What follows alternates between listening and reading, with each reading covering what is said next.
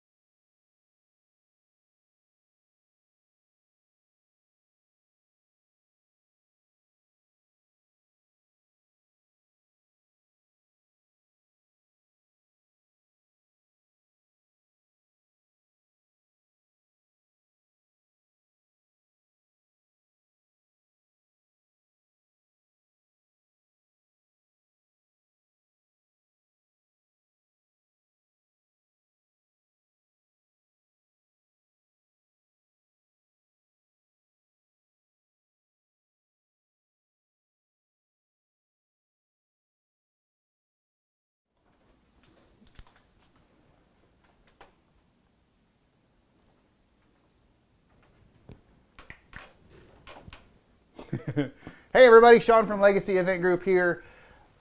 This is our second installment of our vendor spotlight. And today we are honored to have Chelsea Hall here with us. Hi everybody. So we're going to have the live stream going on all of our event sites, all of our social media sites also. If you have a question or anything during this live stream, put it in the chat. We'll see if we can get to it. We do have a lot of questions here that we've already prepared for Chelsea. We're going to try to put her on the spot, try to make her sweat a little bit under these hot lights. But if you have a question or anything like that and we don't get to it, then we will make sure to pass them on to Chelsea and have her get back with you individually. So, Chelsea, thank you for coming today. Thank you for having me. I appreciate it. I appreciate it. We had some technical difficulties. If you were standing by and watching the countdown twice, that's because we like to do things twice as good, right? That's my excuse. So first, let's start out and just ask the simple question of, tell me about yourself, tell me about your company, tell me about who you are. You know, we have this persona sometimes, I think, when we have this online presence and people are like, oh, this is Chelsea Hall, I know everything about her. Yeah. And it's totally, you know, sometimes very different than who we are. So first, I'd like to know a little bit about your company, and then tell me a little bit about who you are. Yeah, absolutely. So my name is Chelsea Hall, and I own Chelsea Hall Photography, where we document heartfelt weddings and portraits. I started my company in 2012, right before I graduated college from Wright State University. My background is photojournalism, so everything we do is documenting. But a little bit about myself. I'm a huge music fan. I love like classic rock. I love like indie folk music. I have two rescue cats. One name is Jimmy, after Jimi Hendrix, and Audrey, after Audrey Hepburn. But, and yeah, that's a little bit about me. Okay, so you are, sounds like you are a heartfelt person. I am, yes. You have the rescue cats and everything? Yes. So what's the difference between a cat person and a dog person? I gotta know this. Oh man, I don't know. I feel like, so as an introvert, I feel like I like that my cats are a little bit more, they don't like jump up on me and like well, Jimmy does. Jimmy is basically a little dog. But Audrey's like, I'm gonna go, I like to call her like a little old lady that like loves feet. She loves like shoes and socks and feet, and it's kind of weird, but she's like sleeps in her little, her cute little dome thing most of the day, and she'll like come out every now and then for pets. But Jimmy is like, man, I gotta lock him in the other room sometimes when I'm having meetings. I'm like, oh man, he's like on me. But I feel like, I guess I feel like dog people just love like, I don't know, or maybe a little bit more extroverted. I could be wrong. I like the stupid look that my dog has on his face sometimes. Yeah. I had cats too, and the cats never had the stupid look. They always had like the smug look sometimes. Oh yeah, they know what's up. They rule my house. So you had said that you had mentioned photojournalism, and some people think that, you know, having a photographer makes them a professional photographer. Having a DJ console makes them a professional DJ.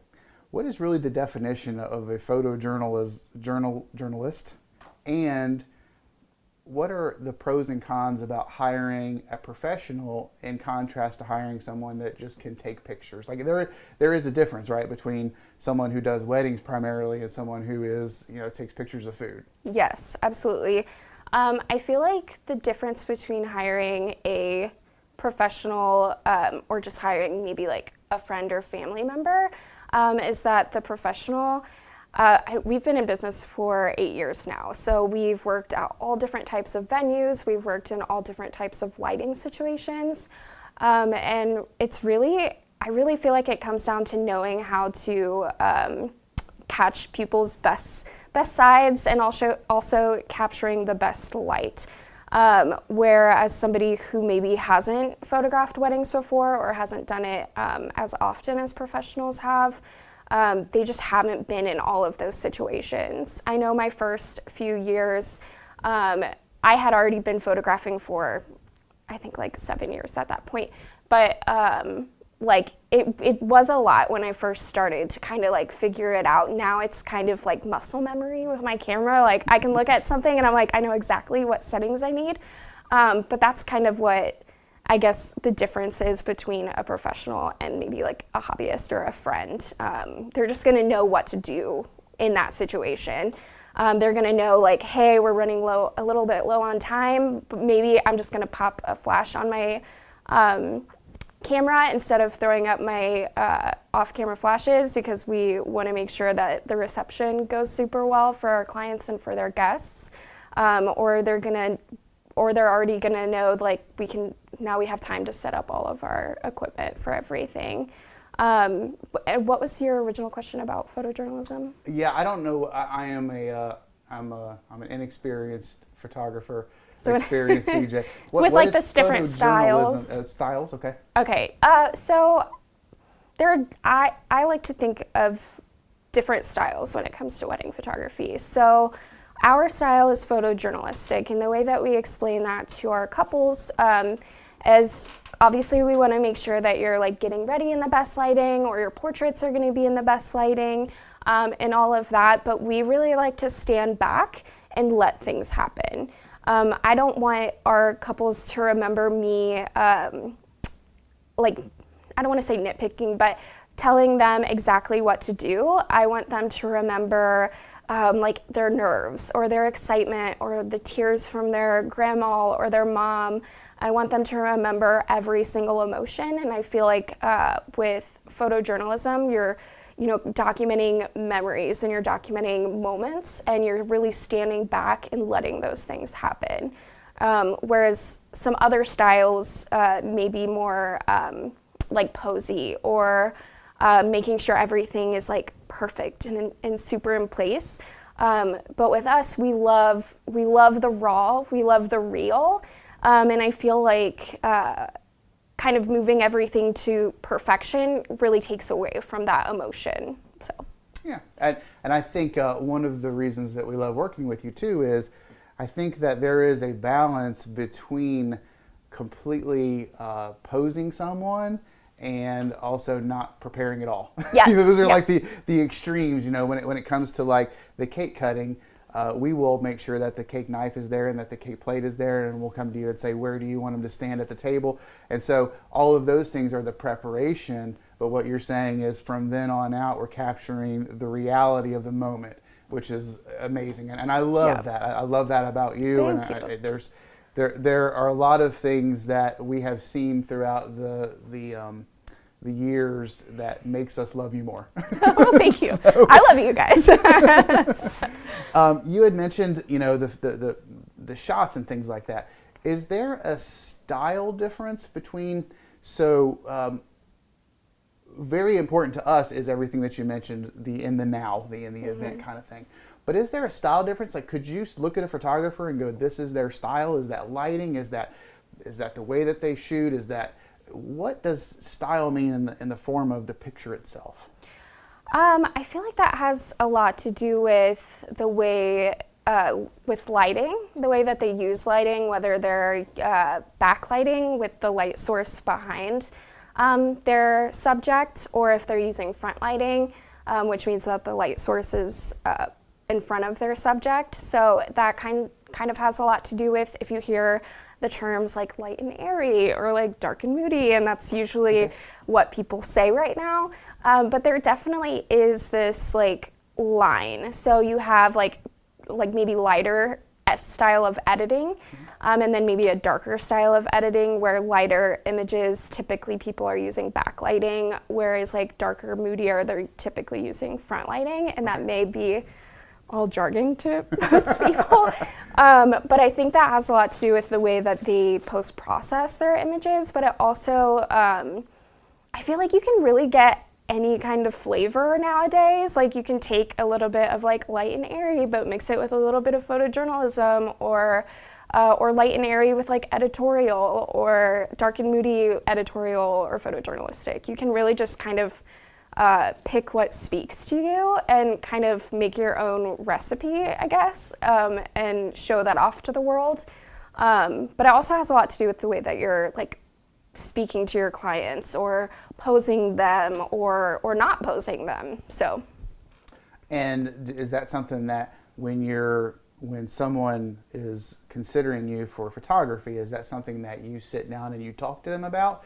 Is that something, because I love that you do more than that. You know, there are some specialties that we look at and they kind of stay in their very, very narrow in their lane. And as long as they do that, great, that's fine. But I think most people want variety. Yeah.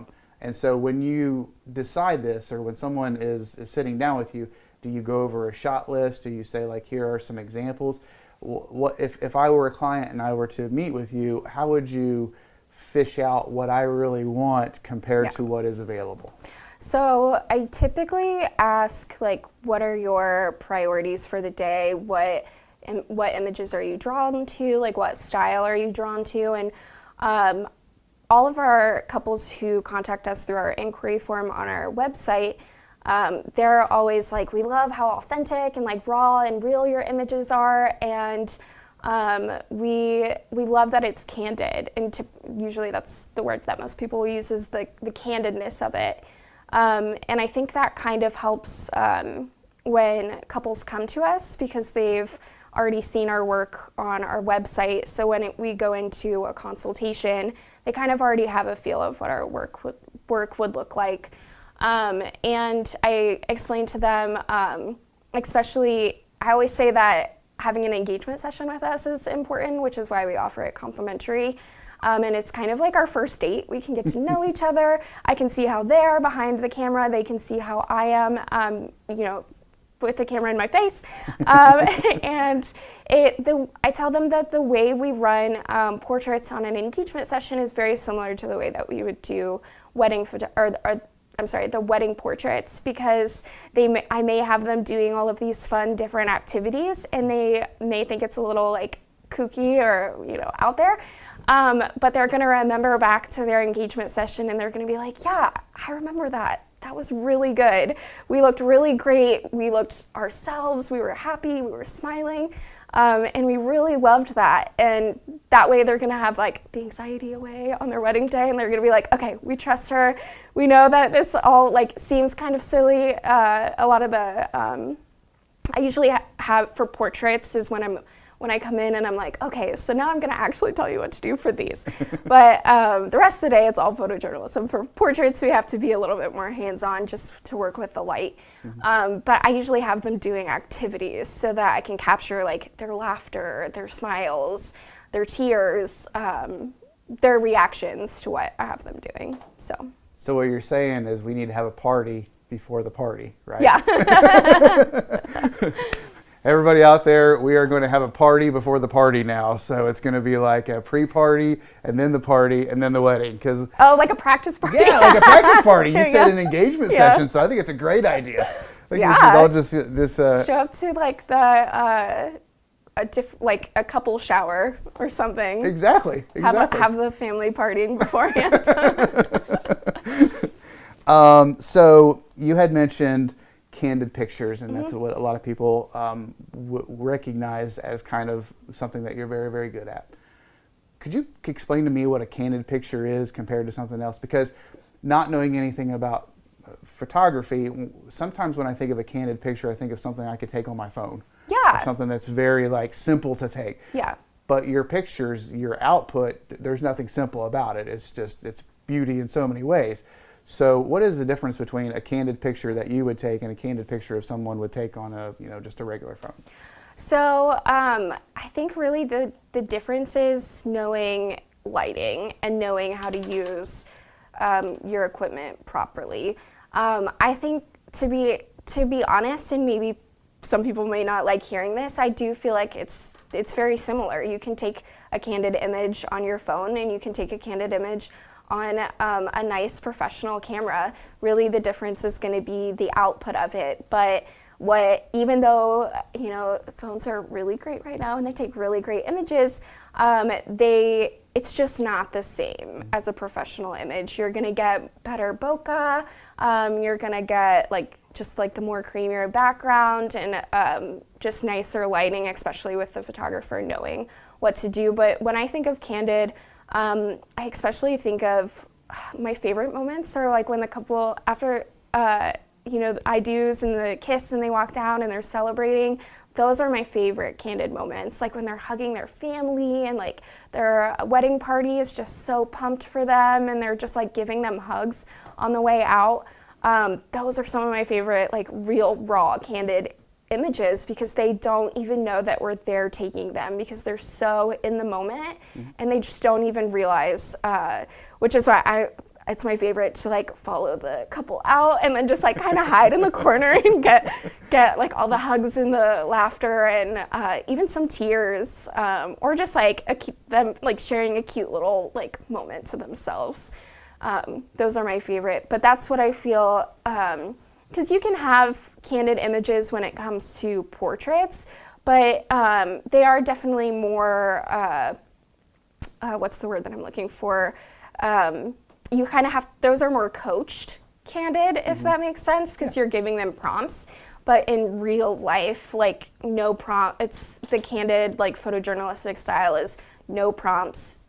You're capturing exactly what's happening. So that's, hopefully that I will say explains too that you had mentioned that they don't realize that you're taking them and things like that. I don't think people also realize how many candid moments happen that are not captured. That's one of the things that I love about your photography too, is I oftentimes try to take a picture with my phone, just to kind of show things and whatever. And I'm always like, okay, nope, delete, nope, delete, nope, delete. And then I look at your photography of the same thing and you've captured so many moments that I didn't even know happened. And it could be the equipment, but I think it has a lot to do with your eye on being able to preemptively know when a candid moment is going to happen and be prepared to capture it. So kudos for you on that one. Well, thank you. Yeah, my background, I spent 4 years working for my university newspaper. So my background is photojournalism. It's standing as a fly on the wall and in the back. And I've always been that like introverted, shy girl. So it just like, it's what made sense for me is I love just going into a room of a bunch of people and just scanning the room. I literally I loved like seek and finds when I was little, like the word searches, and I would literally just like, and I did them so well because I would just scan like row from row from row, and that's what I do in a room of people. I just scan and I look for those smiles and I look for those moments, and I can like, this sounds so silly. It's almost like a sixth sense, like, oh my gosh, I need to be over there right now because I know they're about to laugh. I know they're about to cry. Like, I just know before it's gonna happen, like where I should be. And that's really, again, coming from like the hiring a friend or hiring a professional. The professional has years of experience, and I've had years of experience doing that where I can have that forethought of, I need to be standing here because I know grandma's gonna cry like when she sees like her granddaughter walking down the aisle, or you just know those moments before they even happen. So awesome. So you had mentioned your experience, and one of the questions, just to let you know how we kind of make these is we Google them, because I think a lot of clients should Google like what questions to ask my photographer. Yes. One of the questions that was in there almost all the time was, have you photographed at my venue before? And it's one of the things that kind of rubs us the wrong way because we feel like we are versatile enough to be able to entertain in any venue.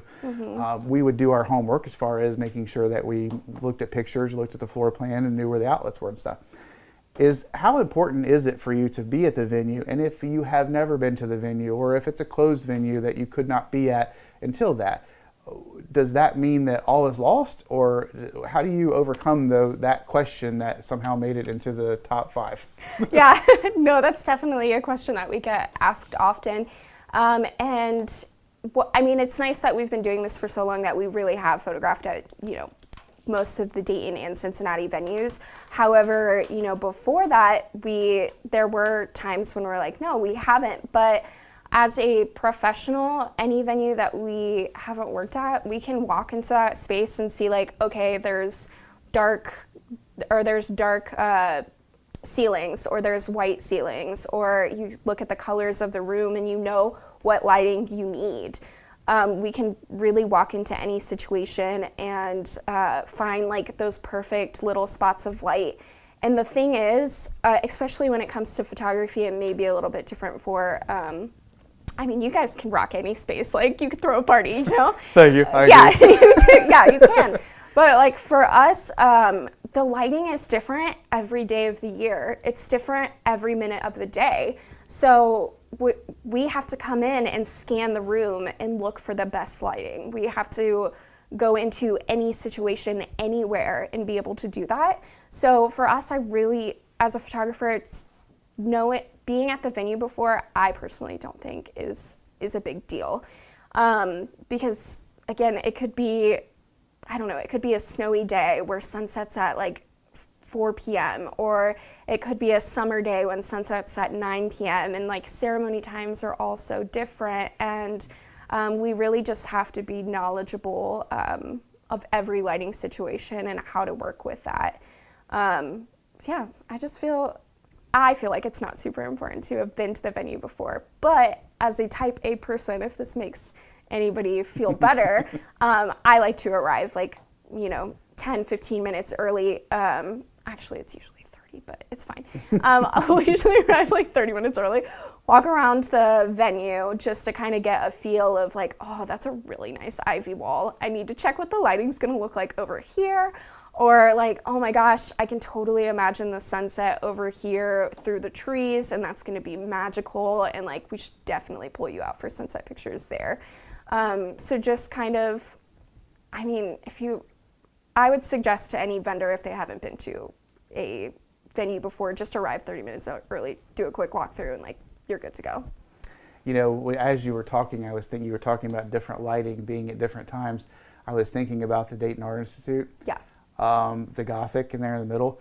It's basically a glass ceiling, so like the light, it shines here, it shines here, it goes everywhere. And I've never thought about the challenge that would be for a photographer to be able to capture that. So that's a good point, and that's very, very true. I mean, especially for outdoor ceremonies and stuff like that too. So. Oh yeah. So we've talked a lot about who you are, about who the company is, and things like that.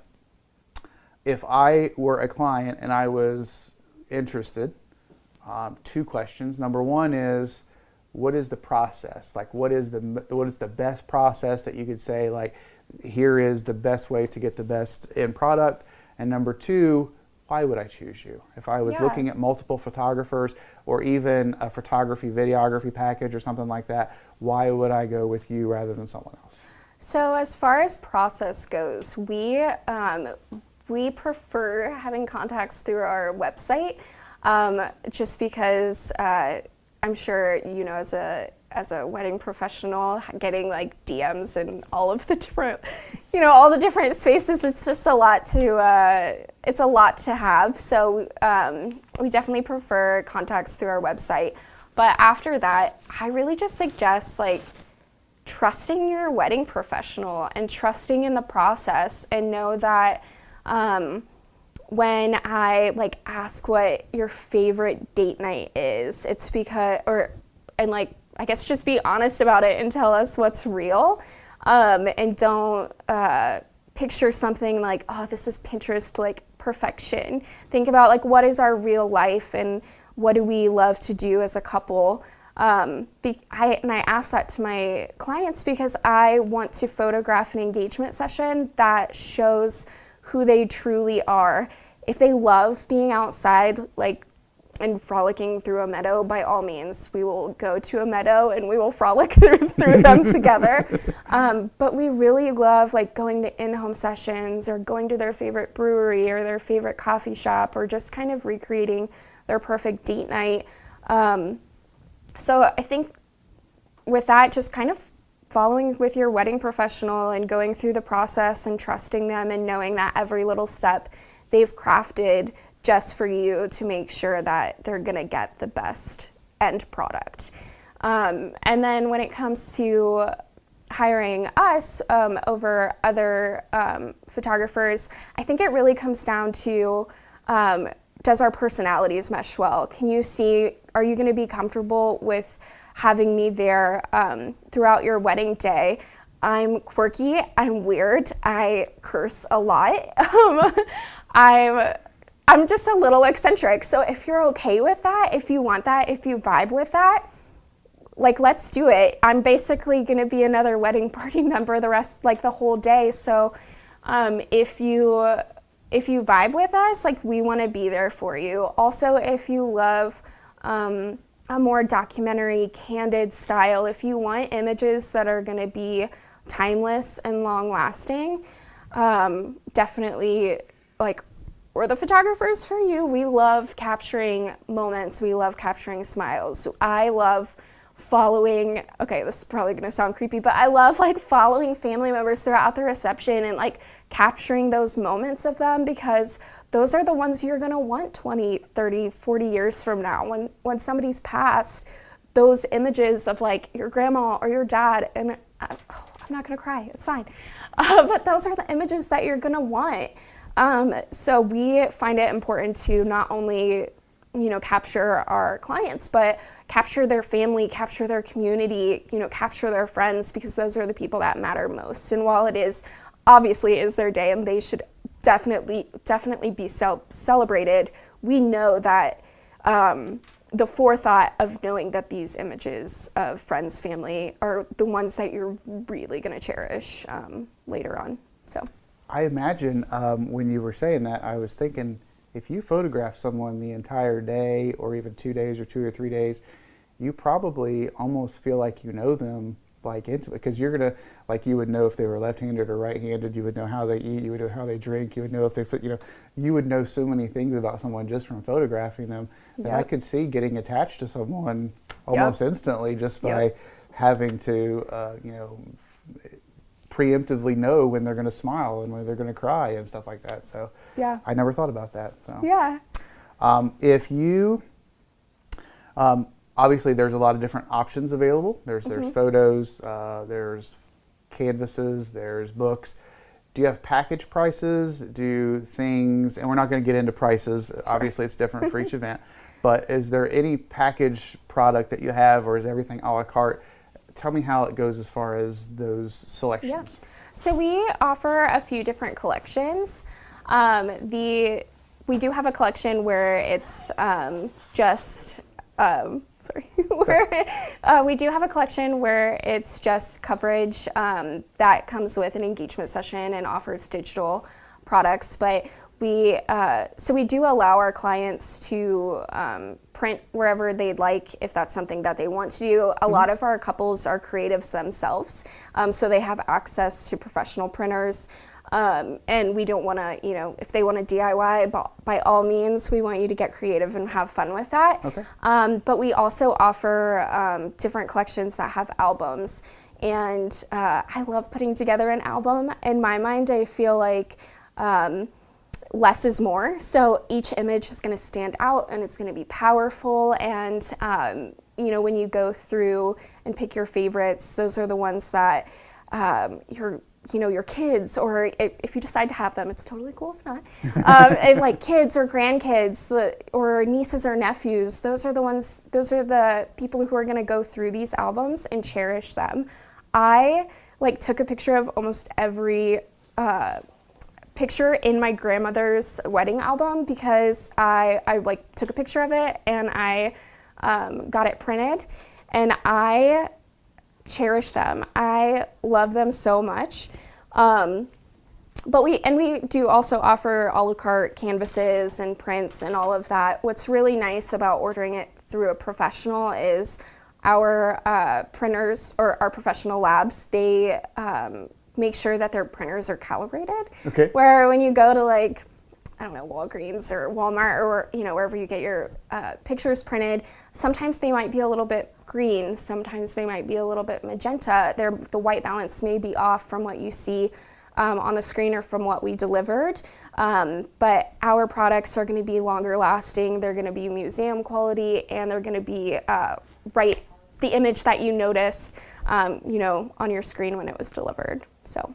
Well, thanks. You just ruined our sponsorship from Walgreens. Oh, I'm so sorry. I know exactly what you're talking about. Yeah. I wanted to ask, so let's say that the client has chosen you and they have a couple questions of how you interact at the event. Mm-hmm. So this is, we've already booked and everything and we're moving on to the event. Photographers, the specialty of photography is one of the most cherished things that a couple will choose. So when it comes to the photographer kind of interlacing their specialty with other specialty, where's that balance at? Like if someone has a set list and they have a lot of pictures and you look at the time between the ceremony and the reception, or even if it's an on-site ceremony and reception and there's just not enough time, or there's some special photo that they want, mm-hmm. How do you operate at the event with other vendors, understanding that the event as a whole is not just the capturing of photography, but other things? Yeah. So first and foremost, we start that before even, you know, on the wedding day, like 2 months ahead of all of our weddings, or if we're booked, you know, closer to, well, you know, a week or a month out, whatever that process ends up looking like. But typically 2 months ahead, we'll sit down and we'll make a timeline and let them know, like, hey, we're going to be basically in charge unless you have a wedding coordinator or a planner to kind of help you run through the day. Mm-hmm. Typically that kind of falls on us, and we make sure if they don't, it'll fall on us, and we'll make sure that everything runs smoothly. But just having a timeline laid out for us just helps with having the I make sure to have all of the family names so that we can get through family formals super fast, and it's a lot more fun than I've seen other people do it. But our thought process is that starts months before. It's the planning part. I love that, and I know I've told you this before, but I love that you send out the timeline, the like reception timeline to everybody. Because I always say, like, once we get to the reception, you know, the DJ kind of takes over, and at that point, we're just capturing what's happening. Obviously, we'll talk back and forth, like, hey, the sun is, like, really nice right now. They asked us if we could do sunset photos. Do we have 5 minutes to just pull them out real quick? And typically, like, you'll be like, yeah, you have 10 minutes. Go for it. Like, everybody's eating. There's some people still in line. Just take them out. So we like to think of, yes, photography is very, very important. Obviously you want your day captured and captured well, but our forefront is we want to make sure that all of that time is, you know, the timeline is padded so we can move things as needed. Mm-hmm. But when it comes to the reception, it is essentially, it's an event for your guests, and you enjoying your reception with your friends and your family is very important. And it's, people may have the knowledge of what's happening if things are moving a little bit slower. So we want to make sure that everything goes well between each vendor, because we want their wedding day to run as smoothly as possible. So we always make sure to, you know, check in with you guys. We're like, hey, we have time? Cool, let's do it. I don't think we've ever told you no. Yeah, no. You guys are fantastic. I love the communication that we have at the event. You know, what you just said, you know, can we take them out and stuff like that? That's a very kind way to say they need to go out. You know, yeah. The client, the event is for the client wants to go out. So I appreciate the phrasing of that, but I also appreciate when we do run into some issues like with timing, that we can work together and we can say, is it okay if we move this? Is it okay if we do this? So it's very, very important to us, and I think that you do wonderful in balancing those two. Yeah. So another one of those questions on the internet that was asked a lot, we already know the answer to this, but what do you wear at the event? Yeah, so it depends on the type of event. So I'll feel out what type of event it is. Is it going to be an all outdoor, you know, super hot day? I'm probably going to wear like something where I'm not going to sweat and get too hot. I'm typically always in darker colors, but I might be in like a cute jumper or a cute romper or something that I'm not gonna like die, because I personally think that like, you know, I gotta keep up on my water intake. I gotta keep up on my, you know, making sure I'm eating snacks so that I can deliver the best images. So I'm usually think there's a lot that goes into it. If I'm in like a Catholic ceremony, I'm a little bit more conservative. I make sure I do have a lot of, you know, tattoos, and I like to cover those up usually when it comes to like church ceremonies, and that's because I feel like a ceremony that all eyes should be on stage, and I should kind of blend into the background, and I don't want people to notice me. It also works really well with me kind of being like the fly on the wall, because they're not really like noticing me over here while I'm, you know, capturing them like smiling or crying, or I don't want them to be aware of me, so I always kind of try to blend in. And if it's like a more relaxed day, then we'll dress a little bit more relaxed, but we like to dress to the occasion. Okay. Yeah. So the client could request a push towards one of those directions. Oh, yeah. Okay. Yeah, absolutely. So we're at the event, everything's going great, dinner was delicious, but it took a little bit longer than what we thought. What's your policy as far as adding on an hour or something like that to capture one more event at the end? If you're there and you're contracted for a certain amount of time, how does that work as far as extending you just a little bit to make sure that everything is captured? So we let our couples know from our first consultation. You can upgrade packages at any point. You can also add on a la carte hours at any point, and that's up until like the night of, you can add on hours. So say we're running towards the end of the reception and they're like, oh man, you know what, maybe can we have you stay for 30 extra minutes? I'm like, I got you. Because we cut off the full day in our calendar for them. So if they need us to stay it a little bit longer, we are happy to do that. We'll just invoice them for that extra time the next day. So. Okay, so when it comes to the end product, the term that gets thrown around a lot is photoshopped. Yeah. But there's retouches and stuff like that. Do all images get retouched? Do some images get retouched? Does it depend on the package? How do you determine what to retouch and what to Photoshop or, you know, make a lot of edits? So I fully believe in real raw images, but I edit every single image. So I edit every single image that's delivered. Your full gallery is edited. I will, when it comes to closer portraits, we'll take out blemishes as needed, just because those like come and go. If you have, you know, birthmarks or anything that's gonna be there for the rest of your life, that's like, it is who you are, and which I think is gorgeous and absolutely beautiful, and I want people to see who you really are. We'll keep those in.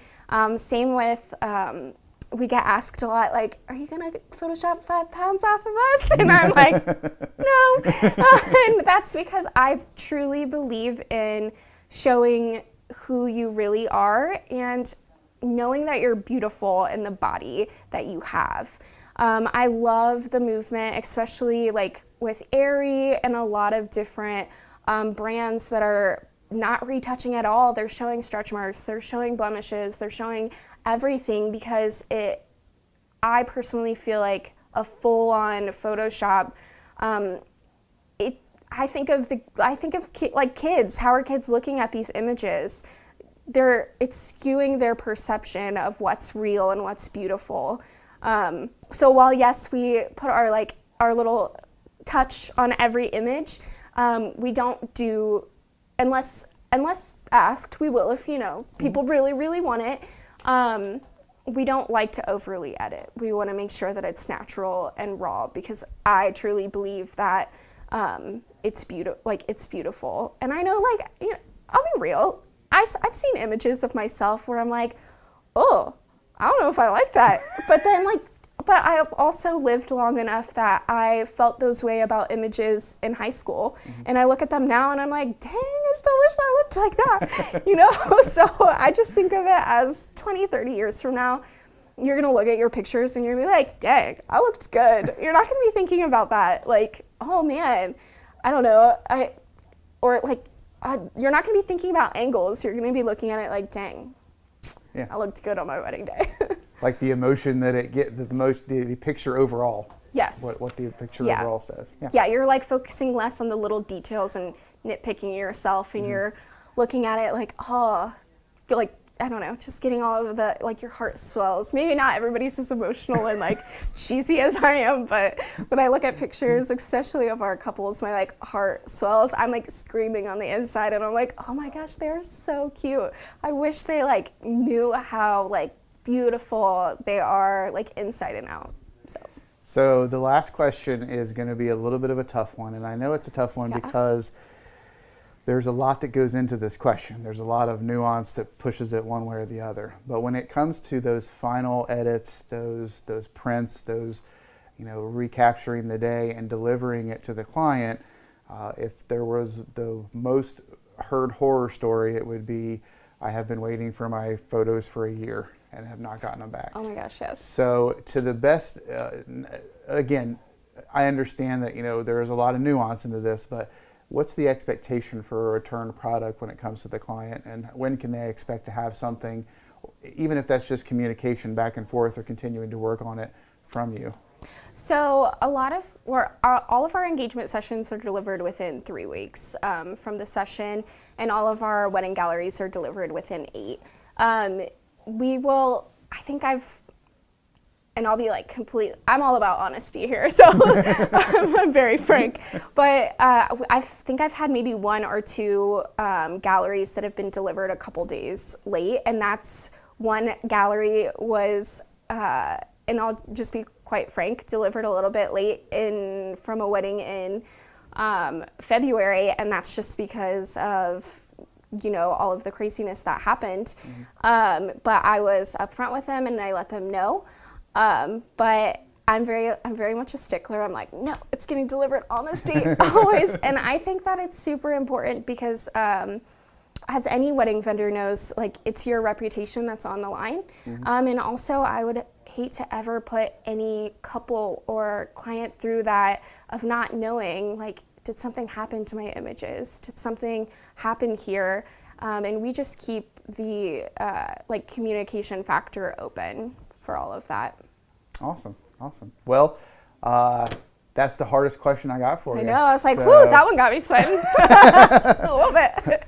Thank you for coming in. Thank you for talking to us. Thank you for telling us more about Chelsea and about your photography company. Let everyone know the best way to contact you. I know that's the website, but if the website, any other secondary methods, anything that you want to know about how to contact you about choosing you as a photographer. Yeah, so you can reach out to www.chelsea-hall.com. And we have a contact form on there. You can also reach out via Instagram. It's at Chelsea Hall Photo, and on Facebook, it's facebook.com/Chelsea Hall Photo as well. So we're super easy to find. If you literally just type in Chelsea Hall Photo, I'm sure we'll be the first person to pop up on your Google form. We are now beating out Chelsea, New York. So like Chelsea Hall, like Memorial Hall or something in New York. Yeah, we beat them out on Google now. I was like, yes. It's funny you say that because there is a series of books called The Legacy Event that I was trying to beat out, and we just beat it out too. So kudos for both of us. Yes. We're like SEO nerds over here. It's fine. Cool. All right. Well, thank you very much. We'll talk to you next time. Again, my name is Sean from Legacy Event Group.